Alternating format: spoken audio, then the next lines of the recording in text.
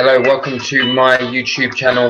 My name's Rob Johnston and I am going to talk to you today a little bit about Essex County Cricket Club potentially getting a new coach, Paul Grayson, the subject of an Essex Cricket Committee meeting tomorrow. So we're going to have a look at why Grayson is in this position, if it's the right decision to get rid of him, and whether the players should be taking more of the blame than the coach. We'll also have a quick look ahead to the Ashes Test match starting on Thursday at the Oval, and all that is coming up in the rest of this podcast.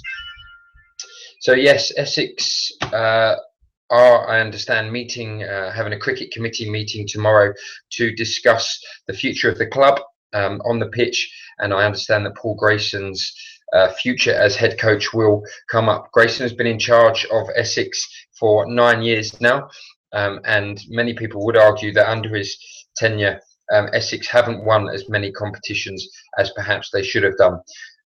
Promotion this year from the second division of the county championship has gone. They're not going to get promoted into Division 1 for another year. They were knocked out in the quarterfinals of the T20 competition last week in a really dire performance against the Birmingham Bears.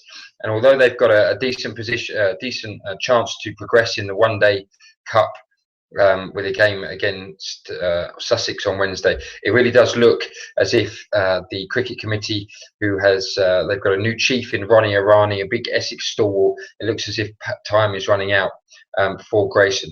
I think it's a bit unfair. I think the timing is strange if he does go on Tuesday. As I said, Essex still have a very good chance of progressing in the Royal London One Day Cup. So why they would do that and upset the apple cart ahead of a couple of important games in that competition is quite strange.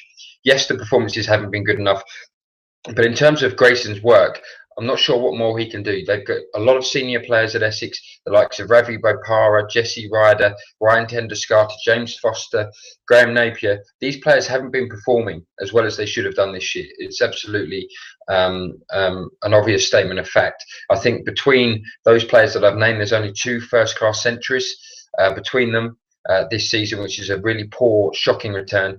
And in the quarter-final of the T20 Blast, the senior players really didn't stand up. James Foster didn't have a very good game with the gloves. Bopara, Ten-Doeschate looked dangerous, but then got out at crucial times. Grayson has overseen the introduction of some good young players into the squad. Jamie Porter, who has had a terrific season in first-class cricket.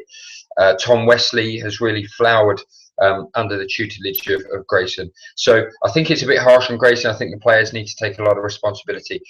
But saying that, you know, he will agree that I'm sure that they haven't perhaps won as many one-day trophies, particularly as they should have done. I read a stat this week that says that Essex under Grayson have won more one-day matches than any other county, but that hasn't translated into silverware. So it'll be an interesting decision, but I think the players need to take a lot of the blame for Essex's poor season this year, and I think the timing is a little bit strange if he does go on Tuesday. Just some candidates that have been around in the press. Paul Nixon, former England wicketkeeper, has been touted, as well as Grant Flower, who obviously played for Essex for many years.